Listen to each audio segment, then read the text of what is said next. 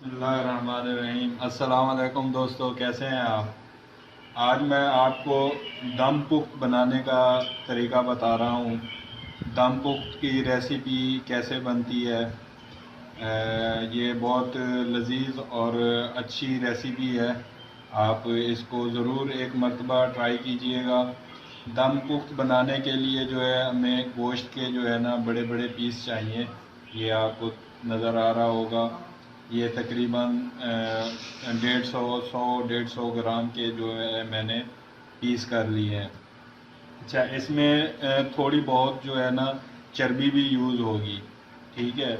तो इसके लिए जो है ना सबसे पहले हमने गोश्त को अच्छे तरीके से साफ़ कर लिया है, धो लिया है पानी के साथ। अब इसमें जो है ना हमने नमक ऐड करना है।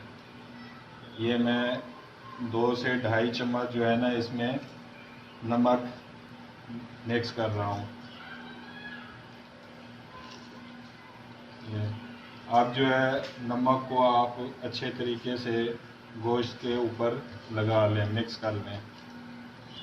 बिस्मिल्लाहिर्रहमानिर्रहीम। ये देखें, इसको मैंने जो है नमक लगा लिया है। और नमक लगाने के बाद इसको जो है ना आपने 10 से 15 मिनट के लिए रख देना है। अब ये 10-15 मिनट हो गए नमक लगाने के बाद। अब जो है मैं इसमें पतीले में जो है ना तह लगाऊंगा। अच्छे तरीके से इसकी तह लगानी है। और याद रखना है, जिसमें चर्बी लगी हो ना गोश्त का, वो टुकड़ा जिसमें चर्बी ज़्यादा लगी हुई हो तो वो नीचे रखना है। ये देखें, ये चर्बी वाले जो टुकड़े हैं मैं ये इनके तह लगा रहा हूँ। आपने इनकी जो है ना तह लगानी है। ये देखें, ये अच्छे तरीके से तह लगा ली मैंने। ये नमकीन रोश और दम पुख्त में थोड़ा बहुत फ़र्क होता है। इंशाल्लाह नेक्स्ट वीडियो जो हम बनाएंगे वो नमकीन रोश की होगी। अभी जो है हम दम पुख्त बना रहे हैं। तो इसमें मैं ये देखें, प्याज जो है 3 से 4 अदद मैंने जो है ना प्याज छील के काट काट लिए, 2 हिस्से कर लिए एक प्याज के। ये जो है आप इसमें रख दें। ये आपने सेटिंग के साथ रखना है। ये अब ये लहसुन है, ये साबित लहसुन के गंडे जो है ना आपने रखने हैं इसके अंदर। साबित लहसुन रखना है। ये 4 अदद मैंने लहसुन। ये 3 अदद मैंने आलू साफ़ करके इनको 2 टुकड़े कर दिए आलू के। ये आपने आलू रख देना है।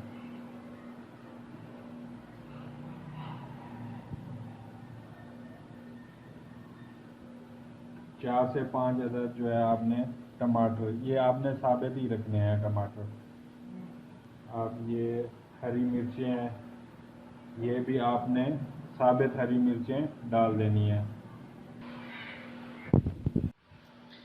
ये मैंने तकरीबन 100 ग्राम जो है ना अदरक ले लिया। अदरक के बड़े बड़े पीस कर लिए। ये आपने जो है ना अदरक के पीस इसके अंदर रख देने हैं। ब्लैक पेपर जो है, काली मिर्चें 2 चम्मच आपने इसके अंदर ये डाल देनी है। ये